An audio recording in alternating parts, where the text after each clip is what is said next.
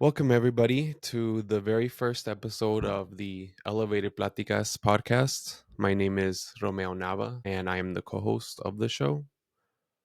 And I'm Yesenia Nava, and we're so excited to finally get started because we've been talking about this for a while. Yeah, And I think it definitely came from an idea of just like we always have these conversations, obviously, like every time we get together, we're always like talking, or when we're on the phone, yeah, I'm like literally we talk for an hour. I'm like, yeah, and that's like all the time, every time we talk. So it's just our way of really showing everyone like what these conversations are like and hopefully spark other people to do the same. And yeah, just like inspire people, with their own growth journeys and also just kind of for us to grow. I think we talked about this being like part of our healing journey, really showing the vulnerable conversations that we have and how we challenge each other and how we more than anything break those cycles that we've always wanted to break.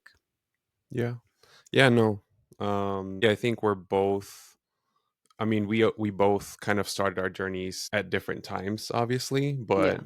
I think we both have sort of arrived at the same destination where we're both wanting to, like you said, heal and grow and just, find out more about ourselves, understand ourselves better so that, yeah, we can grow into, our best version of ourselves. So, Yeah. yeah, I think, like you said, sharing that journey because we're still on that journey, obviously, very And much so. forever will be. Yeah. Yeah. So Yeah. yeah, like we thought it would be cool to, like you said, share that journey raw, basically, having Mhm. those conversations unedited and just sharing that. So Yeah. yeah, so we're super excited to be doing this. Like you said, we've been talking about it for a while, and I think the last few test runs, like, it's made it more real for me. And Mhm. also, like, I've been getting super antsy to just start already, because Yeah. before, like, it was an idea, but now it's like, okay, it's actually happening. Mhm. So that's why I was getting so frustrated when we couldn't get things set up, because I I'm know. just like, I Yeah. just want to start already, like, I don't Yeah. want to be having these setbacks. But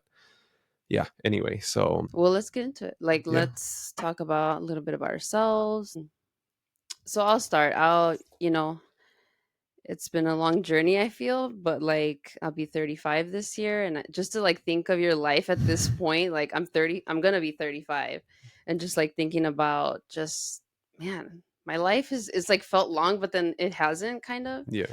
Um, but yeah, so I'm a mom now. I have two little ones, my two boys. One is 3.5, Mateo, and Milan is I think he's gonna coming up on 17 months. So I've been just like living the mom life. And yeah, I mean we're second generation.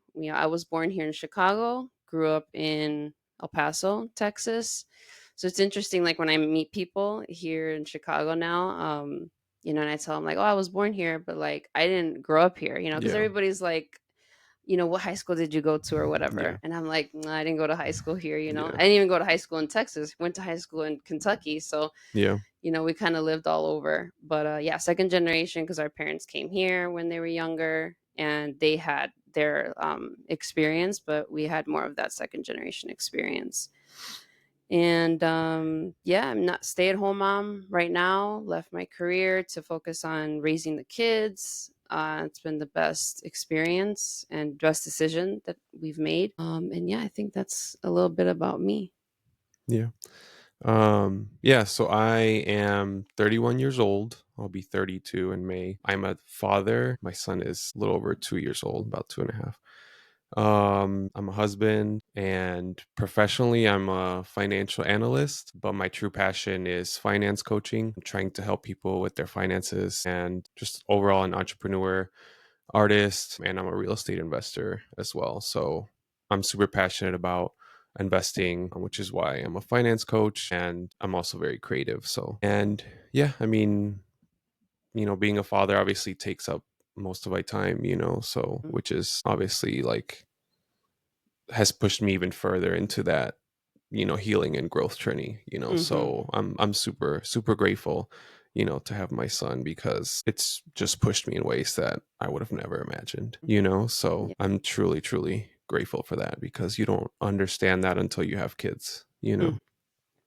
So Yeah. And you always like hear people saying that, right? Like kids change you, Yeah. and I do it all for them, and like I always heard it, and like you Mhm. believe it, but then it's like when you go through it, when you're actually going through it, Yeah. it's like, damn, like Yeah, someone telling you and you experiencing it, I mean, there's just no comparison, yeah, you no. know? So, yeah, I mean, that's very real. And I don't know, I do feel like a lot of times when you ask people about that, like I feel Mhm. like it's mostly negative. I don't know if that's your experience, but like even for that, like, oh, kids change you, you know, like it's Mhm. kind of in a negative connotation, I feel. So, and I feel like, I mean, obviously the positives outweigh the negatives, you know, but sometimes that doesn't come across when like you ask somebody. I feel like I notice that sometimes. I could see that. I've noticed that as well too. I've Hmm. tried to take things with a grain of salt now that I'm a parent, but Yeah. yeah. No, yeah, good like the points, just thinking about like all those things that people tell you when you have kids, or even when you have kids, like, oh, wait till they're teenagers, wait till this. Like I try to take it all with a grain of salt. Yeah. But yeah, it's it can be like mixed emotions. Yeah. But I think also too, I feel like, sometimes people don't have like the maybe the tools, or maybe like to think about like how to express themselves a little bit better, because I feel like going to therapy for as long as I have, and like talking a little bit about like our healing journey. I've been going to therapy since I was like 19, pretty consistently.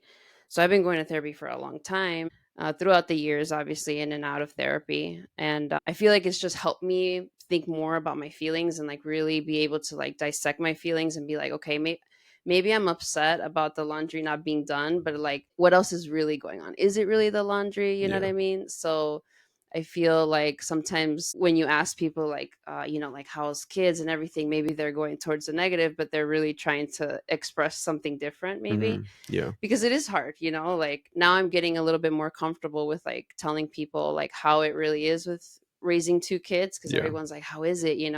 At first I felt like I had to always be like, it's great, I didn't want to sound Yeah. ungrateful, Yeah. and a lot of those kind of expectations that you grow up like within our culture, that Hmm. you should always be grateful, Yeah. especially being like first and second generation, like you always have to be grateful, like don't complain, like just, so but now I feel like I want to be realistic Hmm. about and want to tell people, especially other people who may think about having more kids. Yeah. And obviously you take the advice how you want to, right? I just want to be real. I Yeah. feel like my instinct is always to like be vulnerable, I like those conversations also. I feel like small talk sometimes, even though it sounds simple, it's something that I kind of struggle with. Yeah. But I like having those more vulnerable conversations. So, and a lot of those vulnerable conversations can be like heavier emotions, and not everyone's like ready to hear that. Yeah. Yeah, no, that's a good point because yeah, I mean, you're right. I mean, we don't want to like sugarcoat things, you know, obviously again, that's the whole point of why we're doing this is to, like you said, be vulnerable and be real about, you know, what things actually are without, I think, being negative, you know, but just Yeah. reflecting on how it, you know, actually happened. And you know, when you said that, what came to mind was when Monica was pregnant, you know, her, I mean, her pregnancy was rough, you know, and yeah, she did not like being pregnant at all. And she would tell me, people ask me, "Oh, how's your pregnancy? Yeah. Like, is it amazing?" You know, and Yeah. she's like, "No, I hate it." And Yeah. I admired her for that because I'm like, Yeah. yeah, why should you be like, "Oh, yes, it's the most beautiful thing," you know, like obviously yes, like it's, you know, it's amazing to carry a child and everything, but it can like at the same time it can also be really shitty, you know, for your body mentally, you know, you're just going through a lot, like those things are both true, you Hmm. know, like that doesn't mean that you don't want your child or whatever, you Hmm. know. And that was something that she struggled with, you know, like she didn't want me to feel like, you know, she didn't want our son, you know, Hmm. which I knew was never the case, you know, because I was able to separate like, okay, her not liking feeling like shit, having morning sickness, being in pain does not mean she doesn't want my son. Like you can separate those two things. You Mhm. don't have to love the process. You can love the outcome, but not the process. Mhm. Like for some people, they hate working out, but Mhm. they want the outcome, right? So you Yeah. don't have to love the process and still want the outcome.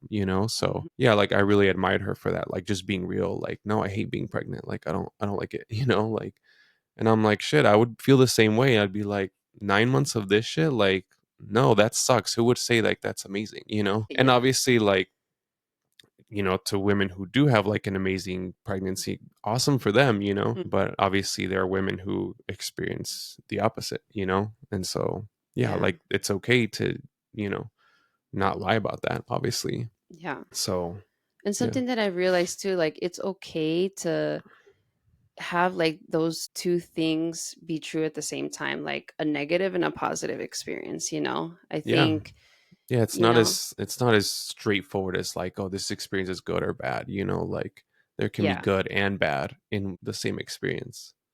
Yeah, and I've even tried to like not even think about good and bad, like nothing is bad technically. It's just that maybe some feelings are more lighter and other feelings are a lot heavier.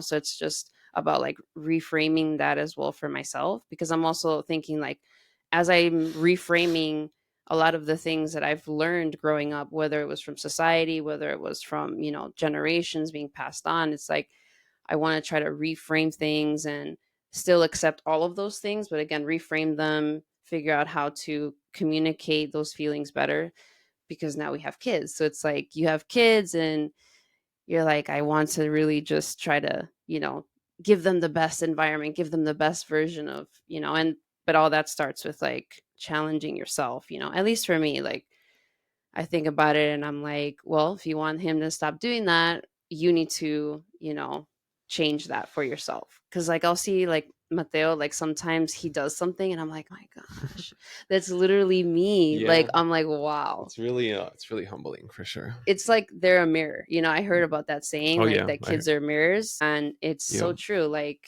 and it checks me every time, and I'm really happy that I'm there in my healing journey. I still have way more to go. Like, it will never be ending for me. Like, I'll always be in therapy. Like, I love going to therapy because it really has been a very great tool for me dealing with anxiety, dealing with childhood traumas, so it's been really helpful for me. But yeah, I mean, I really like that I can see that, because I can check myself, and Hmm. it makes me want to be better right in the moment. Like, okay, I gotta really work on this. Yeah, It's less about the kids, it's more about yeah, you. yeah.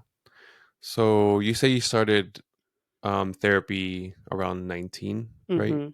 Hmm. Um, was there something specific that led you to want to do therapy, or was it just like multiple things? What would you say was like driving that decision? Yeah, I honestly, what I can remember is I remember being very nervous because I had therapies before when I was a kid. I don't know if I ever told you, but I had like maybe one or two therapies, and they were with mommy, with our Hmm. mom. At what age? And I don't remember. I was young though. I had Wow, to have been like 8 or 10, somewhere around there. I did not know about that. But yeah, I had a therapy session with her, and it was hard because it was her telling the therapist the what was going on. Hmm. So I felt like the narrative was being from her perspective. And so, like, when I went to talk, I wasn't allowed to really express myself fully. And honestly, at that age, you really didn't know how to really express yourself, you Yeah, know? But basically, I was being a malcriada. That's what I was labeled at. I know that I would say things. And again, I was doing all these things that made me look like a malcriada, but really I needed so much help. I was going through a lot. Now yeah, as an adult, I realize like what was going on with me, especially after being in therapy. Like, wow, I understand how I was feeling at that time. So it was a negative experience. And I was like, I never want to go to therapy again. But then when I was 19, I was a little bit older. I felt like I was going through a lot, like internally, and I wanted a better relationship with mommy because my relationship with my mom hasn't always been the best. So I felt like maybe I need some help. maybe me going now as an adult and only having myself and the therapist, maybe that will help. Yeah. And it did. It did. I had a really great therapist at first. He was also a male, which I Mhm. think surprised me because I never felt like maybe a male would be comfortable. But like when it comes to therapy, like you can be picky about who you talk to, and it does Yeah. matter. You know, you have to be comfortable with that person. So yeah, it was a great experience. So then from there, it was kind of like, I moved on and I've had different therapists, and that's been awesome too, like having different therapists, versus Yeah. having one for me. Mhm. What Yeah, I about, did not know about the therapy when you were that young. yeah, That's crazy. yeah.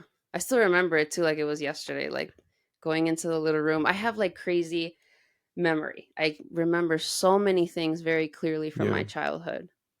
But but yeah, what about you? Like what do you think has been like something key in your growth? Like besides obviously having your son. Yeah. I think, to be honest, so before I had my son, when I first lived here in Chicago, I was very depressed This was after high school when after you high moved school. here? Okay, yeah. Yeah. I was very depressed. And yeah, I mean, I just didn't want to go out. Like, I didn't want to do anything. You probably Yeah, remember I do. that time. We were Um, living together. So we went at to some the high point, school in Kentucky, and you graduated 3 years after me, yeah. and then you came to live here with me. I Yeah. was already living here. Yeah. Yeah. Um, no, but I specifically mean, like, I can't remember the year specifically, but I was already living on the north side. Oh, yes. Yeah, yeah. So Yeah. that was So after we lived that was after together. we lived Yeah. together. Yeah. Yeah. So yeah, it was just a dark period. And I don't know, I somehow just like got myself out of that. I didn't go to therapy at that Mhm. time. Um, I don't know, I guess I hadn't like really thought of that or anything. But yeah, it was later than that when I started going to therapy. Again, I Mhm. can't really remember the years. Like, my memory's not Yeah, like no. yours. I It's mean, it's hard to think about yeah, like I can't years. remember specifically the years, but I think it was definitely before I was with Monica. Yeah. I think, um, and I don't really specifically remember anything that I was going for. Obviously, like, I knew there was things that I wanted to work on and stuff like that, but I don't think there was any one thing like I need to go to therapy, like, you Yeah. know.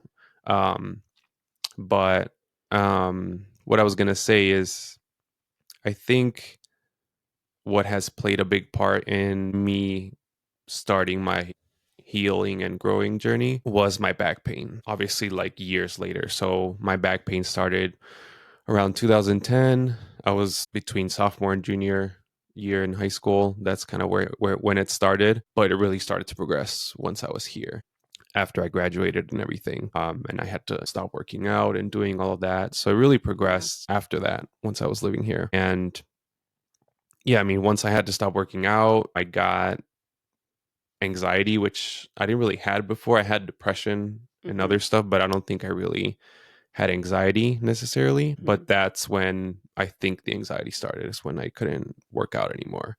I think that had a big effect Interesting. on me Yeah. mentally for sure. And not only that, but obviously just everything that comes with chronic pain. Yeah. And so I just realized how much it was taking a toll on me mentally and Mhm. just overall, obviously physically as well. So it started as a physical journey, just wanting to not be in pain, wanting to feel better, wanting to be able to exercise again, just live kind of my normal life again. So it started as a physical journey. And then, like I said, once I started getting anxiety and all these things, like, then mentally, I was also like, okay, I also have to work on my mental health, because my body could be in great shape, but mentally, if I'm not taking care of myself, it's going to have as big of an impact. Mhm. So yeah, I think that's kind of where it started. And then I think during COVID, that's when it really like kind of went to the next level. I really started implementing daily habits like meditation, gratitude practice, stretching every single day. That's literally when I started all those things. And basically since then I haven't stopped. So, I try to meditate once, if not twice a day. I stretch every morning, and I try to do gratitude in the morning or at night before I go to sleep. So since that time, I haven't stopped doing those small habits. And Yeah. obviously I've built off of those small habits. So yeah, I mean, that's where I kind of all started. And then, like I said, during COVID is when I really started to get into it even more. Yeah. Yeah, I mean, I've always admired your discipline because you have way more Mhm. discipline than I do. I definitely am more like I wouldn't say like I don't even know how to describe it, but I definitely am more like I don't have that motivation, or it's different, I should say. Like I don't, for me, I've started to do a lot of breath work, but it's not something that I do every day. And obviously, like I have room to grow in that. But I think it's gotten to a point where I feel comfortable with that. I think for a long time, I felt like I just was pressuring myself so much to do everything or, be the best at work, be the best, be the best wife, be the Yeah. best this, like myself, like putting myself under those like unrealistic expectations. So like Yeah. even with small habits like that, like I would put myself all these expectations like you need to do it every day, this and Yeah. that it would just like make me not want to do it at all because I was Hmm. just anxious like I have to do this every day. Like that's Yeah. just how my mind works because I have dealt with more anxiety, Yeah. and Mhm. over the years I've been like accepting it more like it's okay like you have anxiety, that's why you go through that, Yeah. Mm. and it's Yeah. just something that you have to accept and you just work through it. But yeah, and I think I just wanted to also just talk a little bit about our relationship, because also too like I feel like a lot of people get surprised, like newer people who don't know me, and like I talk about like I remember even my friends like when I first got to know them, I would tell them about our relationship. They're like, "Oh, I don't even talk to my brother or I don't talk to my siblings like that."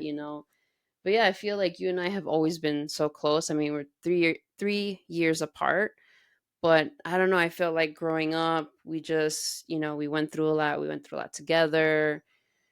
We were always very open with each other. There's like, I've really considered you my best friend because you understand me so well. Even though we're different, we are very different, but like we understand each other so well. And I think we're also very comfortable with each other. We've always been able to have very vulnerable conversations, and there is a lot of love and I think respect too. That's been a big one, especially now as adults. Respect has been really awesome. And then we're still growing in our own relationship. We're having hard conversations now, and Mhm. hard by I mean like just being honest, like, hey, you made me feel this way when this happened, and being able to like work through those conversations because that's how much we care about our relationship. So I think it's Yeah. special that we're doing this podcast, and really honoring that relationship and having those conversations to show others like we can have these conversations, even if you haven't had those moments with either family, friends, whoever it may be, like they can be healthy conversations. Yeah. Yeah. I mean, I think we've like learned that it's important, especially with people that you love, to be able to say something that would upset them, but it's because that's how you're feeling, like truly.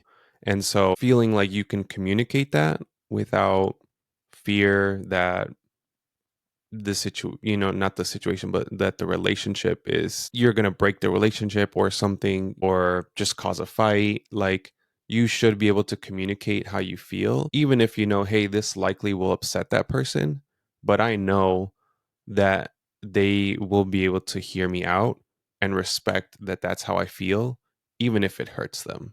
And this goes back to, I love this saying, but two things can be true, Hmm. right? So I can feel a certain way, and you can also be hurt by me feeling that way. Like, Right. those can both be true. And so I think we've learned that that's important. And vice versa, if somebody were to tell me something and it hurt me, I wouldn't say, hey, next time don't tell me, because I would know that person trusts that I will receive their feelings, and I can be hurt, but I won't get upset to the point where I make them feel like they shouldn't have told me. Like, every time someone around me that's close to me tells me something that would be hard for them to tell me.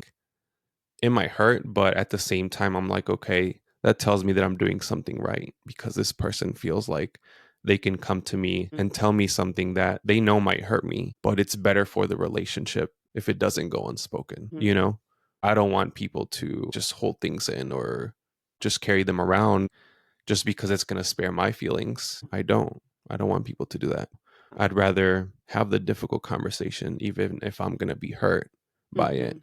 but it's going to help our relationship because if something goes unspoken, that person could start to build resentment or whatever. Mhm. And then you don't even know it's what's happening. You can feel it, but you don't know what's happening because it's unspoken. And so I rather things be said, than to cause this divide without even knowing. Like we just grew apart, but we don't know why.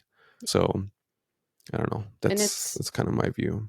yeah, and it's also not like who's right or who's wrong. Like Yeah, you could no. have those conversations and be like, that other day when you like talked to me this way, whatever, whatever, and I could be like, oh man, I'm so sorry. Like that day, like I just this happened, and you're like, what, really? Like, so sometimes it's like sometimes it's not like that's why we need that communication, you know what Yeah. I mean, because there's always different perspectives, and there are going to be times where it's like maybe you just don't agree. I think Yeah. that's happened with us, and I told you, like, you know what, I appreciate you telling me this. I might not 100% agree, but how can we like then move forward so that we both feel respected. Yeah. And that's okay to do. Like that's how the conversations are, but it's not always that easy, especially Yeah. because everybody has different perspectives. But definitely I feel like it's good to have like start somewhere, start just by having the communication. And I think also too, just like transitioning into like how our relationship with cannabis has been, because like when we introduced this podcast, we really also wanted to introduce the element of how we've used cannabis to heal within our healing journeys. And I think for me, like, first, when my relationship started with cannabis was like later on, I was always so against like anything with weed. I was like, Yeah. I remember those commercials. I saw one recently of like those anti-drug commercials, Yeah. and they would like show the kids that would like smoke weed, and they were like just in the couch all the time and this and that. So I was always like, I am not one of those kids, like. But then I was just introduced to it like later on. I feel like I wasn't as young, but I was like, okay, let me just try it. And it started to really help my anxiety. At first, that's what I noticed. I was like, wow, it's like, it feels like I can think clearer. So that's kind of where my relationship started with that. And then obviously, as time went on, I learned more about it, learned more about how it affected my body, and just like really aimed to be more educational about like, okay, how can I use this medicinally? How can I really not necessarily like put a band-aid and be like, okay, I'm gonna consume so that I don't have anxiety. No, like how can I utilize this tool to teach me how to maybe control my anxiety a little bit more. Yeah. So I think that's been what's really helpful, is really using it as a tool to like really calm my anxiety. And I think for me, like when I consume, the way that I feel, I am able to just kind of break down my feelings a little bit better and be like, okay, whatever, whatever. If something's making me anxious, I'll think about that situation and be like, it's fine, like there's no need to worry because this, and that.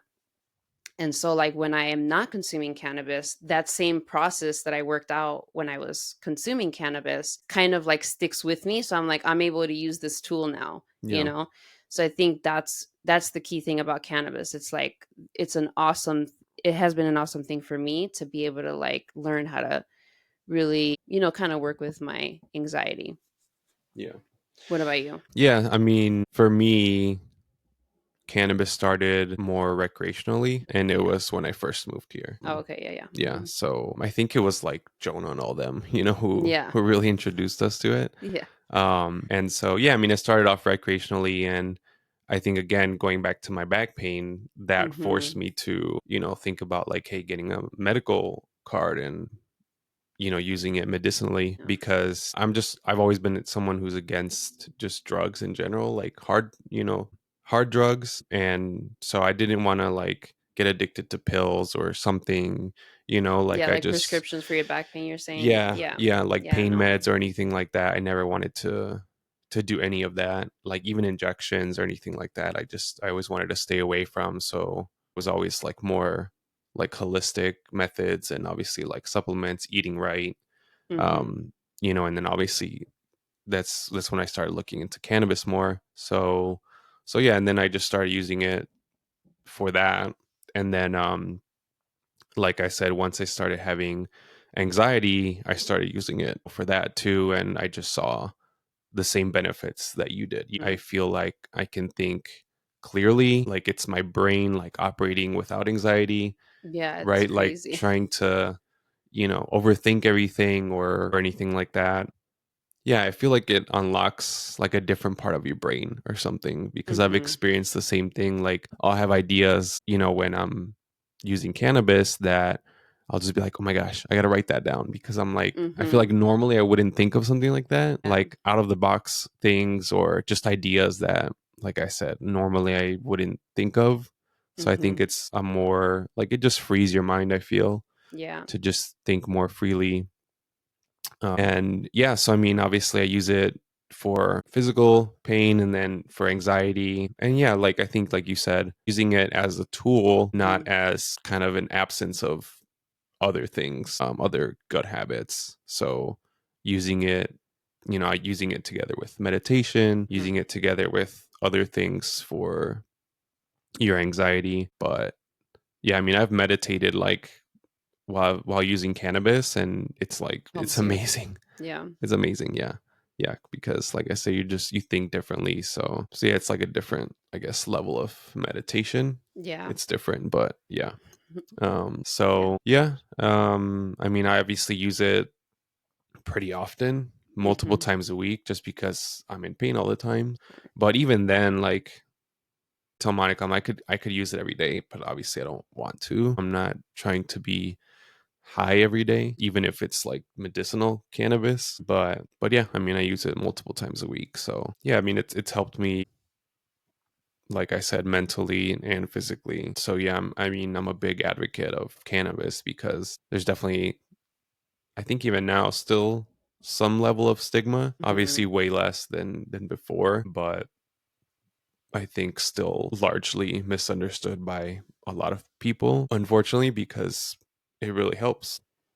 And I wish that there was also more guidance on it, because there really isn't black and white. It's not like, and it affects everyone differently. And, like when you were saying about the meditation, like I can't do that. Like I just can't. You'll just be Even like on cannabis, imagining crazy shit or like something. I'm just always like when I'm like consuming cannabis, I'm always just like thinking too deep into things sometimes, and Yeah, I trying to can like see work that. out all my thoughts, which helps, but it's like I'm just always thinking about stuff. So Yeah, I think, I wish that, I'm sure one day it will get there, to where it's like, wow, like, people can kind of maybe prescribe things or, and yeah, really help individuals. And I mean, obviously it's not for everybody too, it's like anything, but yeah, I mean it's definitely been really helpful. So I'm excited that we're like fusing like, our healing journeys or talking about this in this podcast because yeah, it's really like full circle of what we want to kind of really introduce with the podcast. But I think today has been like a really big accomplishment for us, like yeah, just finally getting started and having the first episode. So we really just can't wait to like share it with others and like we said, hopefully inspire others on their healing journey. And I think for me too, sometimes like based on the people that I'm following or the things that I read, you want to see yourself in those people, and right now I think more importantly than ever we really need to lean into our culture, into our latinidad, like I mean, I don't know if we mentioned it, but we are Mexican American, second generation. So I really want to bring our culture in too, because that is a huge part of when you think about your healing journey, yeah, So yeah. yeah. I think that's a good point. And I often find that I'm starting to learn that certain things come to you in life for a reason, and so I think with everything that's happening right now, that has pushed me to start to think more about my heritage, where we come from, learn more about what being Mexican is and Mm-hmm. what that means, because that's just a part of that's another level of growth Mhm. that I want to achieve. I Yeah. feel like that is going to help me grow even more as well, because yeah, I think it can help guide you right to who you want to become, to Mhm. understand that better. So yeah, I think, like I said, with everything that's happening right now, I think that's really inspired me to start to learn more about that. And so I think that's where my next level of growth is, like understanding more, like what where we really come from, and our culture and everything, our true culture, not what has been told is our culture. Yeah. Because I think there's a lot of things that have been lost to history, unfortunately. And if you don't make the effort to be intentional to learn, like, what is the true history, Mhm. you're just going off of what was told to you, you Yeah. know.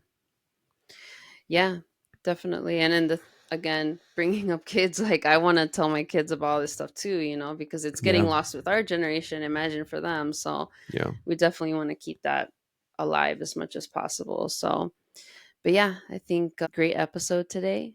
Like yeah, awesome to get started, and can't wait to just continue having these conversations.